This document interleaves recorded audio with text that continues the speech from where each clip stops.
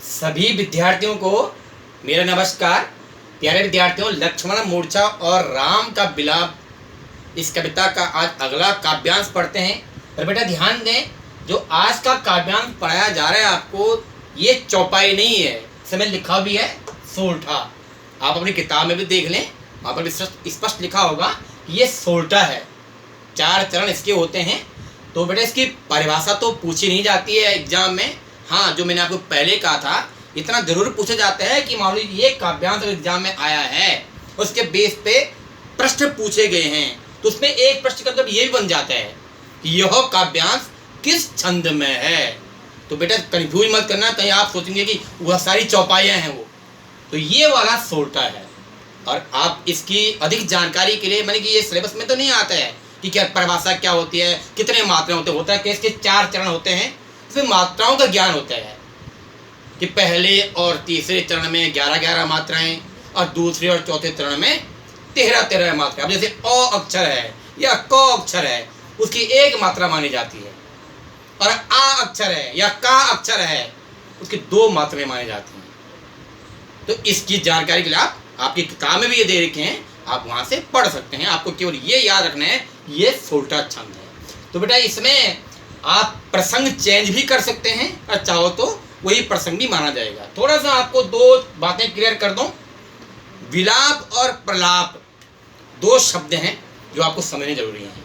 दोनों का अर्थ रोना ही होता है, दुख प्रकट करना होता है। इन अवस्थाएं अलग होती हैं।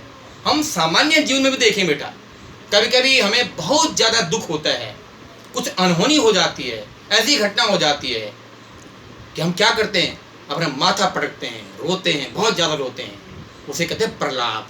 सामान्य रोना एक विलाप होता है, और माथा पीट पीट कर रोना, भाव भंगिमाएं ऐसी हो जाना कि आप ये शर्म महसूस नहीं करके मेरे आसपास कौन बैठा हुआ है, उसे बोलते हैं प्रलाप। यही स्थिति यहाँ पर बन रही है। प्रभु राम जी का जो विलाप है अब वो प्रलाप में बदल गया है। और प्रभु राम जी को रोता हुआ देख करके जो अन्य वहाँ पर वानर सेना है, वो भी बहुत व्याकुल हो गई है, व्यथित हो गई है। तो ध्यान दें बेटा, जो मैंने आपको समझाया है, पहली पंक्ति में दूसरी पंक्ति में परिस्थिति बिल्कुल बदल जाती है। इस पर प्रश्न भी आ गया आपके पास, इसमें एक प्रश्न भी आता है, ध्यान दें, बहुत अच्छी लाइन है कि पहली पंक्ति में क्या करें, गोस्वामी तुलसीदास जी क्या बता रहे हैं कि प्रभु प्रलाप।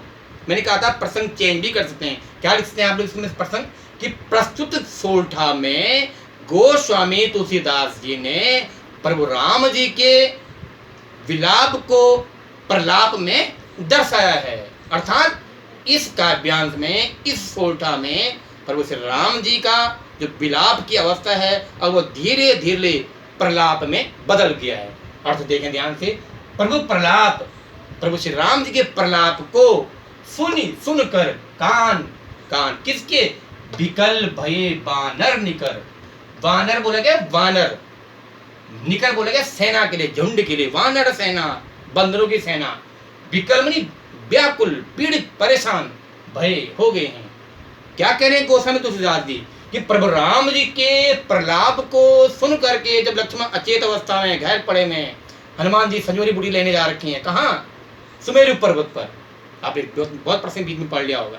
तो कह रहे हैं प्रभु राम जी के प्रलाप को सुन करके समस्त वानर सेना के कान वेदना से वो पीड़ित हैं, परेशान हैं, हताहत हैं। सारे वानर सेना भी पीड़ित है, दुखी है, व्याकुल है, व्यथित है। अब क्या हुआ, देखने मैंने कहा था ना, परिस्थिति बदल जाएगी। अचानक परिस्थिति बदल जाती है। आई गयो हनुमान, अचानक हनुमान जी पधार जाते हैं। किसको लेकर के, संजीवनी बूटी को लेकर के। तो क्या हो जाता है, जिमी करुणा महावीर रस। जिमी करुणा माने अब तक इस माहौल में जो करुणा छाई हुई थी, दुख भरा माहौल था, क्या हो गया, मैं वीर रस, उसमें अचानक क्या आ गया, वीर रस उत्पन्न हो गया है। अब तक जो क्षण भर पहले माहौल बना हुआ था, दुखी अवस्था थी, सारी वानर सेना रो रही थी, व्यथित थी, अचानक हनुमान जी पधार गए हैं। हनुमान जी का आगमन देख करके क्या हो गया, अब तक छाया हुआ जो करुणा का माहौल था वो अचानक वीर रस में परिवर्तित हो गया। अर्थात लोग थोड़ा खुश हो गया, अब थोड़ा उनका इलाज हो जाएगा, किसका, लक्ष्मण जी का।